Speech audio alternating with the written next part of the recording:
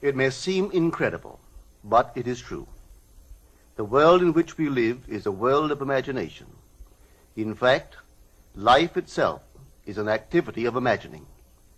All that we behold, though it appears without, it is within, in our imagination, of which this world of mortality is but a shadow. Nothing appears or continues in being by a power of its own. Events happen because comparatively stable imaginal activities created them, and they continue in being only as long as they receive such support. Therefore, the secret of imagining is the greatest of all problems, to the solution of which everyone should aspire. For supreme power, supreme wisdom, and supreme joy lie in the solution of this great mystery. When man solves the mystery of imagining, he will have discovered the secret of causation, and that is, imagining creates reality. Divine imagining and human imagining are not two powers at all, but one. The valid distinction which exists between them lies not in the substance with which they operate, but in the degree of intensity of the operant power itself. Acting at high tension, an imaginal act is an immediate objective fact. Keyed low, an imaginal act is realized in a time process. Human history, with its forms of governments, its revolutions, its wars, and in fact the rise and fall of nations, could be written in terms of the imaginal activities of men and women.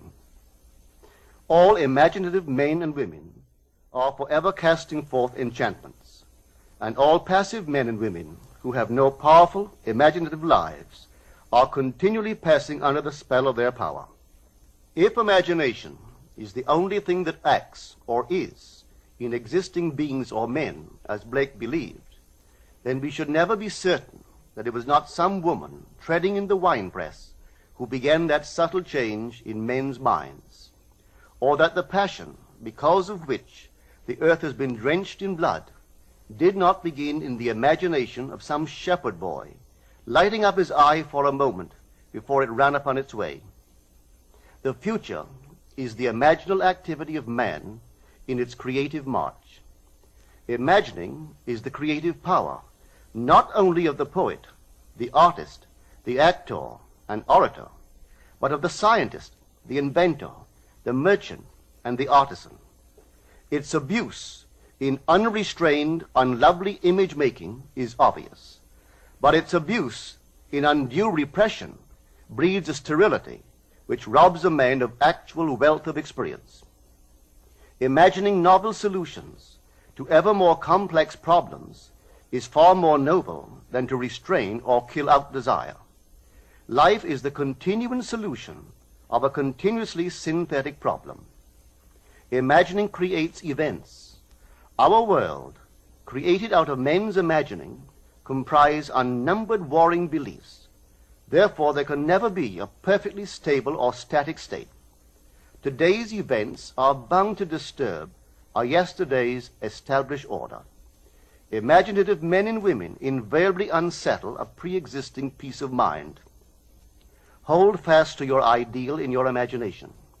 Nothing can take it from you but your failure to persist in imagining the ideal realized. Imagine only such states that are of value or promise well.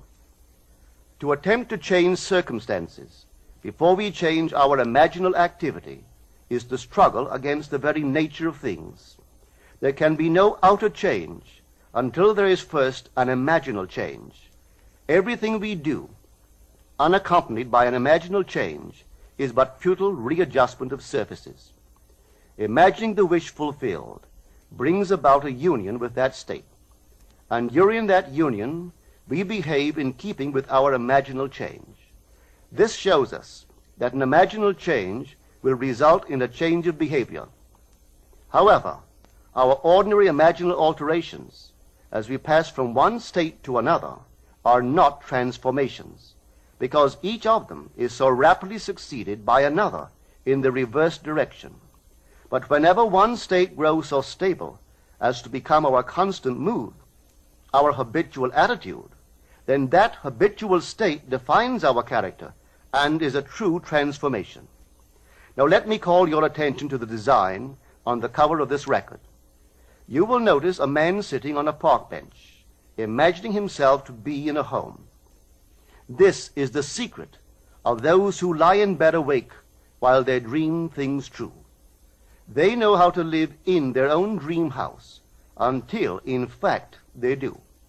Man, through the medium of a controlled waking dream, can predetermine his future.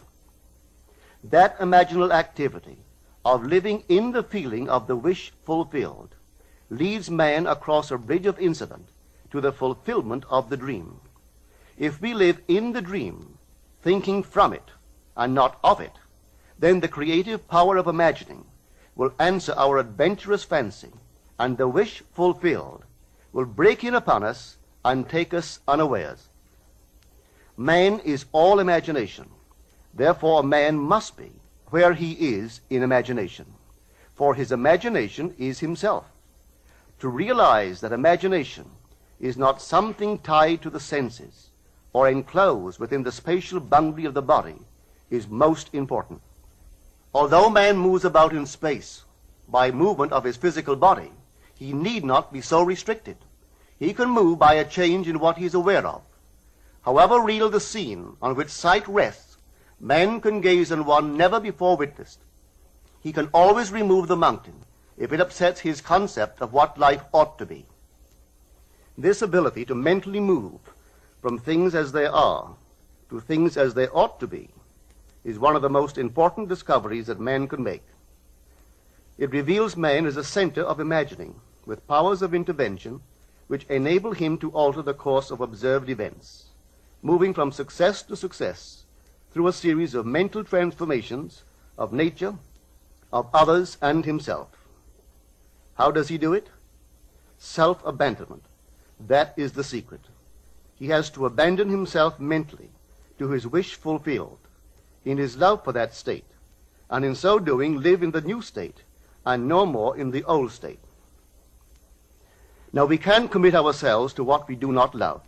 So the secret of self-commission is faith plus love. Faith is believing what is incredible.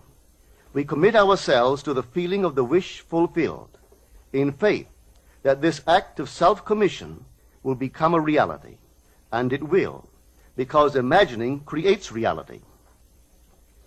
Imagination is both conservative and transformative.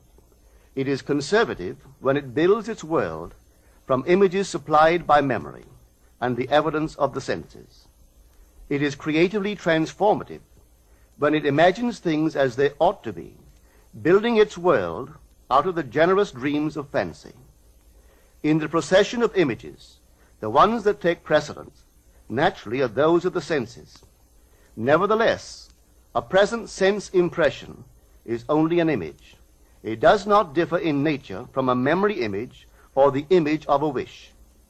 What makes a present sense impression so objectively real is the individual's imagination functioning in it and thinking from it, whereas in a memory image or a wish, the individual's imagination is not functioning in it and thinking from it, but is functioning out of it and thinking of it.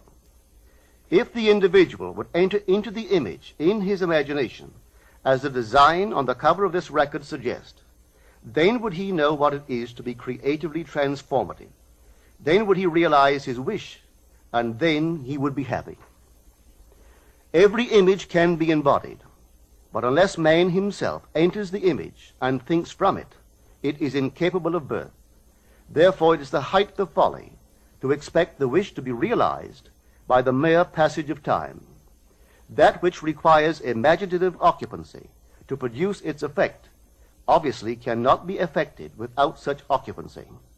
We cannot be in one image and not suffer the consequences of not being in another. Imagination is spiritual sensation. Enter the image of the wish fulfilled, then give it sensory vividness and tones of reality by mentally acting as you would act were it a physical fact. Now, this is what I mean by spiritual sensation. Imagine that you are holding a rose in your hand. Smell it. Do you detect the odor of roses? Well, if the rose is not here, why is its fragrance in the air? Through spiritual sensation, that is, through imaginal sight, sound, scent, taste, and touch, man can give to the image sensory vividness. If he does, all things will conspire to aid his harvesting.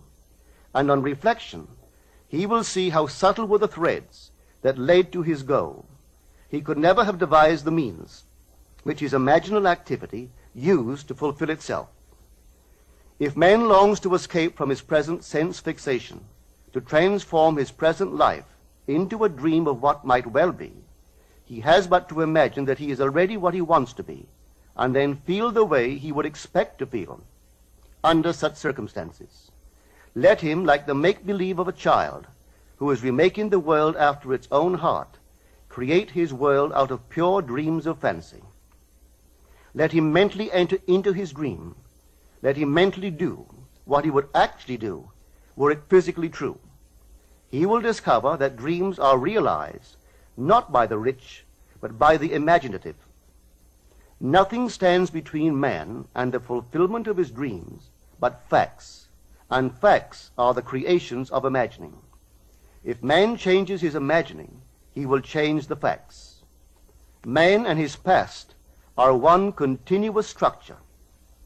This structure contains all of the facts which have been conserved and still operate below the threshold of his surface mind. For him, it is merely history. For him, it seems unalterable, a dead and permanently fixed past. But for itself, it is living. It is part of the living age. We cannot leave behind us the mistakes of our past, for nothing disappears. Everything that has been is still in existence. The past still exists, and it gives and still gives its results. Man must go back in memory, seek for and destroy the causes of evil, however far back they lie. This going into the past and replaying a scene of the past in imagination as it ought to have been played the first time, I call revision. And revision results in repeal. Changing our lives means changing the past. The causes of the present evil are the unrevised scenes of the past. The past and the present form the whole structure of man. It is carrying all of its contents with it. Any alteration of content will result in an alteration in the present and future. Live nobly, so that mind can store a past well worthy of recall. Should you fail to do so, remember, the first act of correction or cure is always revise. If the past is recreated into the present, so will the revised past be recreated into the present. Or else, the promise that though your sins are like scarlet, they shall be as white as snow, is a lie. The question may arise as to how, by representing others to ourselves as better than they really were, or mentally rewriting a letter to make it conform to our wish, or by revising the scene of an accident, the interview with the employer, and so on, could change what seems to be the unalterable facts of the past. But remember my claims for imagining. Imagining creates reality. What it makes, it can unmake. It is not only conservative, building a life from images supplied by memory, it is also creatively transformative, altering a theme already in being. The parable of the unjust steward gives the answer to this question. We can alter our world by means of a certain illegal practice, by means of a falsification of the facts, that is, by means of a certain intentional alteration of that which we have experienced. And all this is done in one's own imagination. This is a form of falsehood which not only is not condemned, but is actually approved in the gospel teaching. By means of such a falsehood, a man destroys the causes of evil and acquires friends, and on the strength of this revision proves, judging by the high praise the unjust steward received from his master, that he is deserving of confidence. Because imagining creates reality, we can carry revision to the extreme and revise a scene that would be otherwise unforgivable. We learn to distinguish between man, who is all imagination, from those states into which he may enter. An unjust steward, looking at another's distress, will represent the other to himself as he ought to be seen. Were he himself in need, he would, like the man on the cover of this record, enter his dream house in his imagination and imagine what he would see and how things would seem and how people would act after these things should be. Then in this state he would fall asleep, feeling the way he would expect to feel under such circumstances. Would that all the Lord's people were unjust stewards, mentally falsifying the facts of life to deliver individuals forevermore. For the imaginal change goes forward until at length the altered pattern is realized on the heights of attainment. Our future is our imaginal activity in its creative march. Imagine better than the best you know.